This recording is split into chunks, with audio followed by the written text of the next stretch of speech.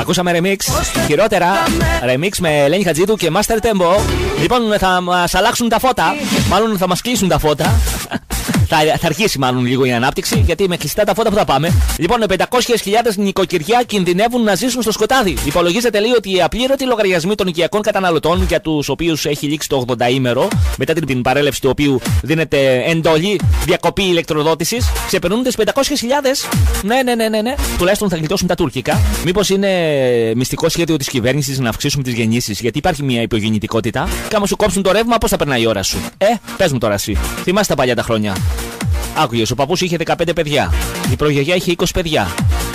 Νύχτωνες, λέει, πώς να περάσει η ώρα. Γυναίκα, δεν έχει τίποτα τηλεόραση, δεν έχουμε ρεύμα. Τι λες, να κάνουμε το 7ο? Λέει αυτή, να κάνουμε το 7ο. Μετά από λίγο καιρό να κάνουμε το 9ο. Να κάνουμε το 9ο.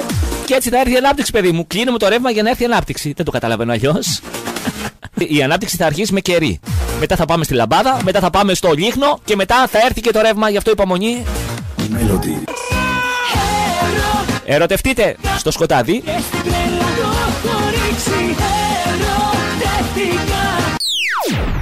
Καλημέρα, καλημέρα. Λοιπόν, φάρμακα, λέει, στο σούπερ μάρκετ θέλει η Τρόικα. Θέλει να μας φαρμακώσει κι άλλο. Δεν έχει ικανοποιηθεί. Υπάρχει διαφωνία, λέει, Τρόικα Υπουργείου Υγείας σχετικά με την διάθεση των φαρμάκων. Και λέει η Τρόικα να βάλετε τα φάρμακα μέσα στο σούπερ μάρκετ. Εμείς είμαστε μαζί με την Τρόικα. Λογικό είναι. Γιατί όταν μπαίνεις στο σούπερ μάρκετ, βλέπεις την τσέπη σου, βλέπεις το πορτοφόλι σου, βλέπεις και τις τιμές και σε πιάνει μια ζαλάδα, μια λιποθυμία. Πού να τρέχεις τώρα σε φαρμακείο? Ενώ άμα είναι τα φάρμακα μέσα στο σούπερ μάρκετ, εκεί που πάνε να πάρεις τα μακαρόνια, δίπλα είναι και μια ασπιρίνη, την παίρνεις, σου φεύγει η ζαλάδα, σου φεύγει η λιποθυμία. 35χρονος από την Ξάνθη κατέθεσε αίτηση ασφαλιστικών μέτρων με την οποία ζητά να μην επιτρέπεται σε 50χρονη που τον παρανοχλεί σεξουαλικά να τον προσεγγίσει. Πιο συγκεκριμένα, η 50χρονη που έχει ανάψει το τελευταίο διάστημα έχει κάνει αισθητή την παρουσία της, πιέζοντας συνεχώς τον άτυχο 35χρονο, γιατί είναι άτυχος. Δεν θέλει. Προκειμένου να συνευρεθούν, ενώ παράλληλα τον φορμαδίζει με SMS και emails. Και τι κάνεις και τι φοράς τώρα και μου λείπεις και εγώ είμαι μόνο με το άρωμά μου. Τέτοια του γράφει, δεν ξέρω τώρα. Βάζω εγώ τη φαντασία μου. Ο 35χρονος ζητάει από το δικαστήριο να μην επιτρέπει στην 50χρονη να τον πλησιάσει σε απόσταση μικρότερη των 100 μέτρων. Όχι πιο κοντά από 100 μέτρα, γιατί είναι επικίνδυνη. Στα 70 μέτρα είναι.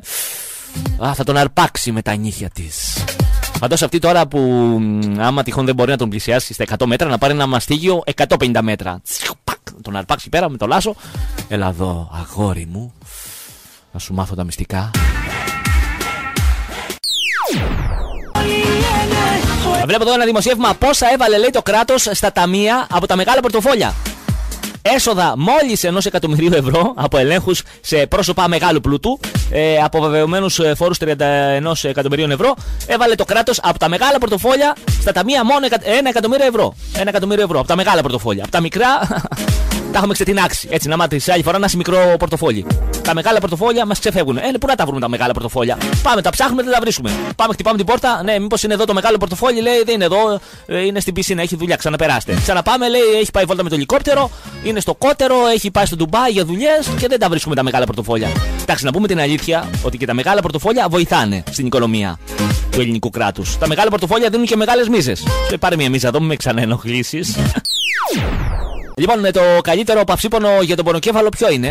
Βλέπω εδώ οι επιστήμονες μας έχουν τρελάνει. Το σεξ, παιδί μου, είναι το καλύτερο παυσίπονο για πονοκέφαλο. Αν δεν έχεις ασπιρίνη, φώνα, γυναίκα, έχω πονοκέφαλο, έλα γρήγορα. Ή άμα λείπει η γυναίκα, ποια είναι, κοντά, τέλος πάντων. Τα θέματα υγείας είναι πάνω απ' όλα. Το σεξ, λέει, μπορεί να ανακουφίσει από πονοκεφάλους ή να τους εξαφανίσει σε κάποιους πάσχοντες. Διαμαγείας. Όπως δείχνει μια νέα μελέτη, όταν κάποιος από τους δύο συντρόφους έχει πονοκέφαλο, το καλύτερο θα ήταν να καταφύγει στο σεξ. Γιατί καμιά φορά, ξέρεις, οι γυναίκες πιο πολύ το κάνουν. Δεν έχω όρεξη για σεξ, αγάπη μου, έχω πονοκέφαλο, σου λέει αυτή. Τώρα, να, πάρ' την έρευνα. Δεν έχεις όρεξη, δεν έχεις πονοκέφαλο, να την έρευνα. Θα σε φτιάξω εγώ να σου φύγει ο πονοκέφαλος κατευθείαν. Μπαμ, μπαμ. Έχω το γιατρικό. Να το μυστικό. Αυτό είναι ωραίο, γιατί άμα σε πιάσει η άλλη στα πράσα και την κερατώνεις, θα της πεις, αγάπη μου, δεν είναι αυτό που νομίζεις. Είχα πονοκέφαλο, δεν έφευγε με τίποτα, πήγε να σπάσει το κεφάλι μου, εσύ έλειπες. Να, εδώ το κορίτσι προσφέρθηκε να με κάνει καλά. Τι θέλεις? Να μην προσέχω την υγεία μου και με χάσεις?